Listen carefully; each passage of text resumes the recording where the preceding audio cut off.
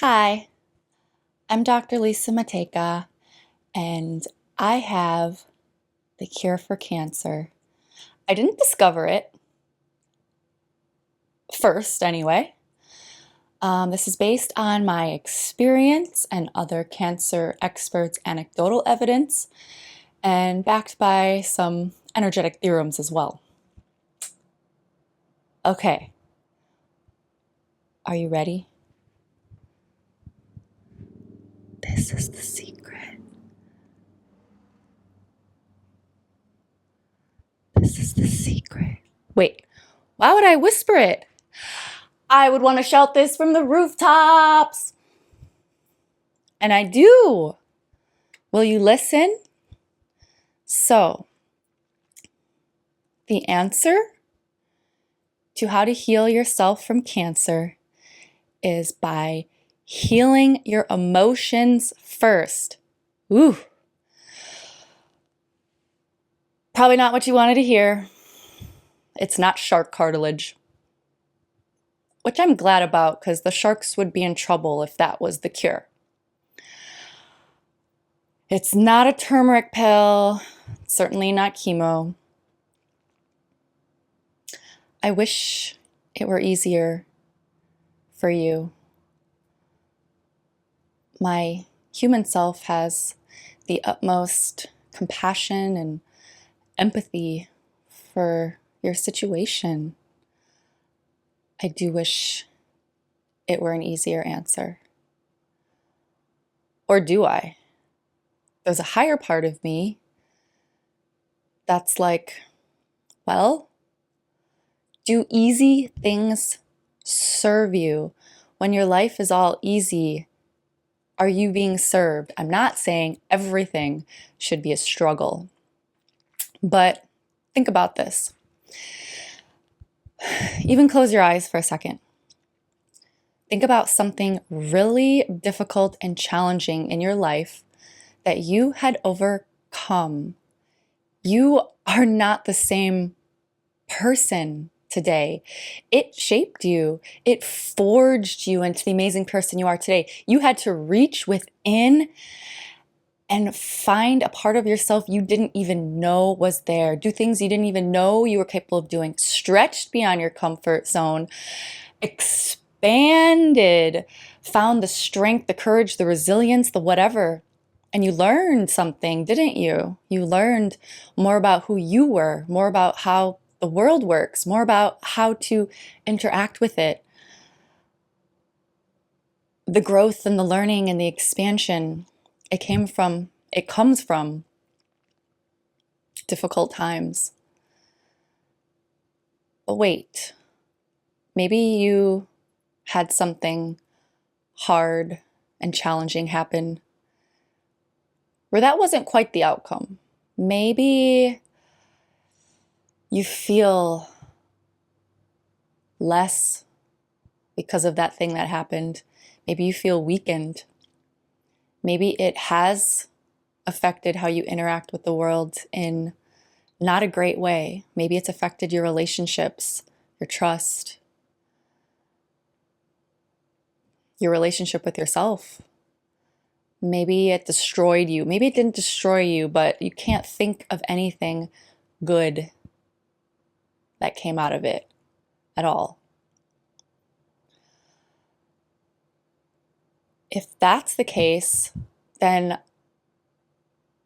awesome, because you just discovered what it is that you need to work on to really heal yourself from cancer. And, or maybe you can't think of anything like that. Maybe there's been hard times, but you've handled them well. You were surprised at how well you functioned. And maybe you didn't even cry as much as you thought you should. And certainly can't think of how this made you a better person or your life better, but you handled it very well. Also, congratulations, you found the answer. That's more of a repressed, that's more of like repressing the incident, the trauma, trapped emotions, not fully processed or dealt with kind of thing. All of these things can be the true root of cancer. An obvious, we'll call it trauma that hasn't served your life well, or something that you don't think affected you, but it did affect you. I'll say some other common ones. Grief, holding on to anger or resentment against somebody for something they did, or maybe it was something that you did. That also goes along with another one, which is lack of self-love. I mean, a lot of us have that to a degree, but in some people it manifests as cancer, especially if there's like a lack of boundaries where you're always doing things for everybody else and not ever putting yourself first. Yeah, it could be not even a childhood trauma, but just something relatively normal that happened, like a normal, relatively normal conversation with a parent that still formed a belief in you because you were a kid and you didn't necessarily know any better. We have beliefs that are formed at a very young age that shape the way we show up in the world and behave, decisions, which can actually be destructive patterns. There's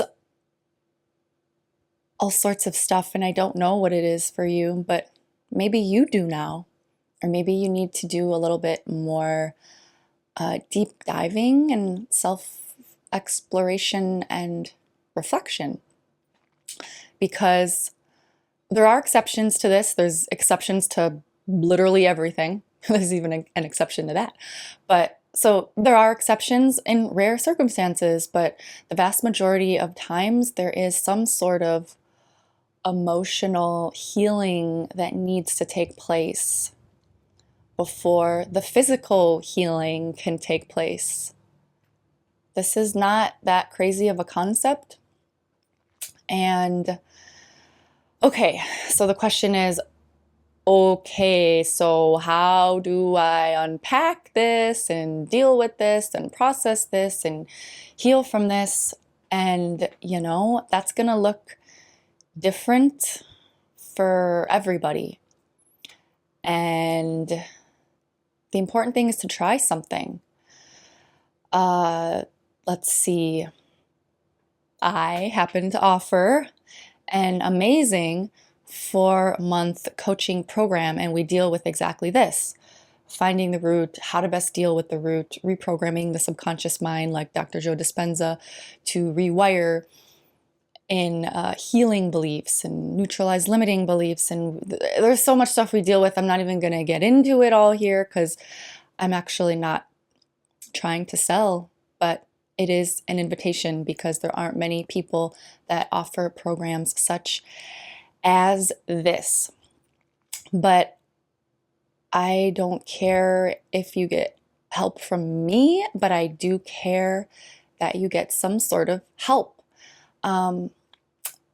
Sometimes people can solve this on their own with some really good journaling.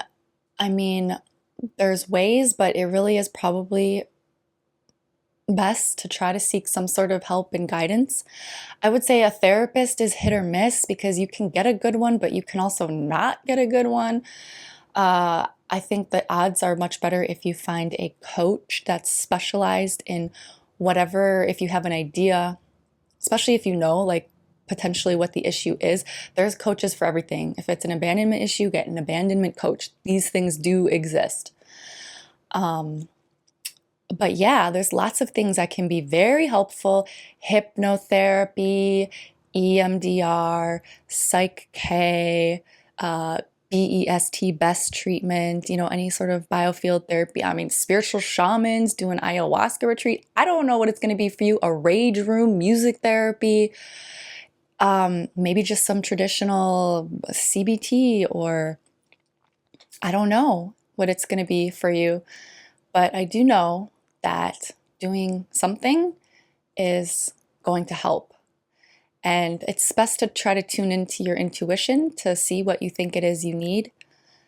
And if you don't have the best relationship or access to your intuition, start trying things. It could be trial and error, but it's better to tune in, take some time to really reflect and tune in what it is you think you really need. And yeah, there's spiritual healers, there's energy workers, there's, different types of, besides traditional therapists, there's different types of things that can really be helpful. I named some of them, but there's so much, but this is even one of the things listed, you could say, on Kelly A. Turner's Spontaneous Remission Project, all the research she did, decades of what people who had cancer that had a spontaneous remission, what they had in common. One of the things was releasing negative emotions, and one of the things was increasing positive emotions. So this stuff is real. And I will also leave a link to that, an article that I wrote based on that, called the 10 Common Healing Factors among those, I actually forgot what it's called, 10 Common Healing Factors among Cancer Survivors Who Beat the Odds. That's it. I will leave a link for that in the description box as well. And also in the description box, you can find an application to my coaching program. And if you qualify, further information will be given. But yes, there's a lot of ways. Thought field therapy is another one. I offer that as well. There's a lot of ways to deal with this. I think the important first step is to just try to reflect and see what you think it could be. What kind of unresolved issues do you think you have emotionally? Did you have any traumas in your history? Abuse, abandonment, really bad. I mean, it could be a bad breakup. It could be anything. But like I said, common themes: grief, not forgiving, holding on to anger, resentment, lack of forgiveness, lack of self-love, no boundaries for yourself, some sort of major trauma or just a destructive pattern that's been wired in since childhood. But it could be anything, really. So definitely repressed memories, repressed emotions, that sort of thing. And yeah, so the body stores these things. That's what's happening. And then it's only a matter of time before the body has a reaction to it. It's a lot more complicated than that. If you really want to know kind of how that works, there's a lot of good books on it. I always like recommending You Are the Placebo by Dr. Joe Dispenza. There's The Body Keeps the Score. There's a lot of, this is a real thing. I hope this was not scary, but inspiring for you, because if you found this, it was meant to be, and you have found a path to healing. Don't deny yourself this. You can live a life that is more vital, vibrant than you have ever imagined. Health beyond your wildest dreams, because not just physically, because once you can deal with this, whatever it is, then you free yourself to experience like true joy and freedom and peace and all these things that may not have been available to you before, because we need to let go of these things before we can feel those states that are within us but blocked from these things.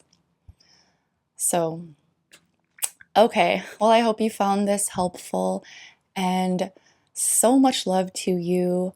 I love you. You are loved, and I'm excited for your journey.